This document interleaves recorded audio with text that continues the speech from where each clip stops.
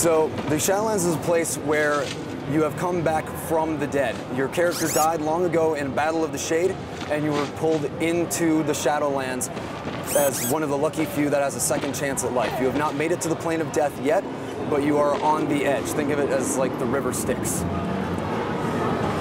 So we're going to take a quick look at the Defiance and their technology. You have been plucked out of the Soul Stream from the planet Telara. This is the planet Telara as it is currently.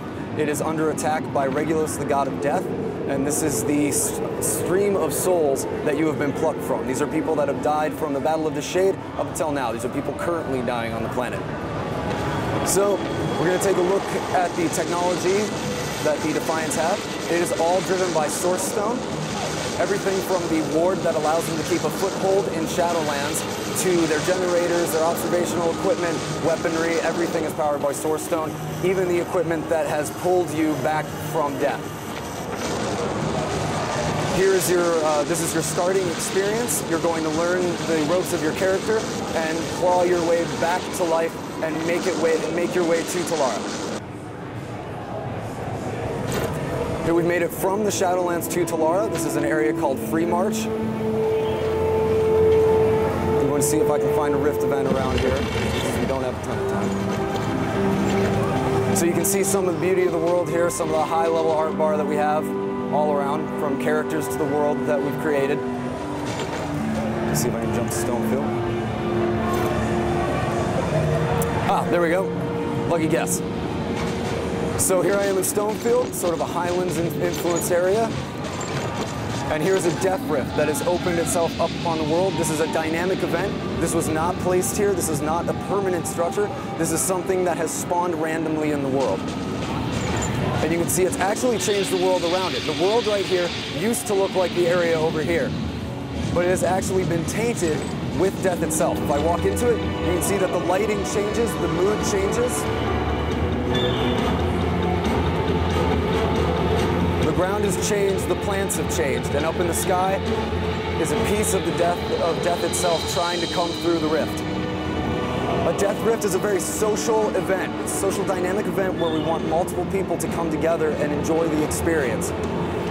You're going to go through stage by stage, killing different enemies, different experiences all around. Each rift is tied somewhat to the story that is happening within the zone, so that your experience in a death rift at an earlier level is going to be different from that at a higher level. And as I clear stages, we're going to start getting harder and harder monsters to come out of this rift. We pulled some of the general population in with us. So you can see other monsters are coming out. We're going to get higher level monsters, and they're going to become more dangerous and harder to beat. Obviously, this is a little bit of a controlled event. What will normally happen is you'll have multiple players coming in, working together. You don't have to group up to complete these rifts. Now, as I go through these rifts, I'm being given loot. I don't wait till the end of the event to be given it. I'm constantly rewarded for my contribution to the actual rift event. There we go. And now we have a time stage. Time stage is a race against the clock. If you fail and don't beat it in time, it doesn't end the rift. It merely gates how you go through it differently. You're going to complete the remaining stages of the rift event. If you do beat it in time, however, it will go into an unstable state, which it has now. And you can see we have lightning coming down from the rift. It's become very angry that we're trying to push it back. Now that we've covered rift events, we're going to go ahead and jump to the dungeons. We're going to take a look at the dungeon crawly aspect of our game.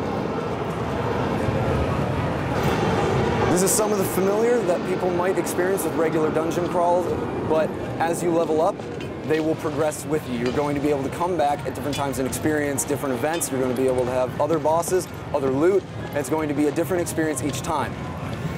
One of the best things though, one of my personal favorites about it, is as you come back towards level cap, the higher levels there, you'll actually unlock additional parts of the instance. So come through here, you'll actually unlock, there's another half of this dungeon that you won't be able to access when you're in lower levels. However, you'll be through this very large dungeon first.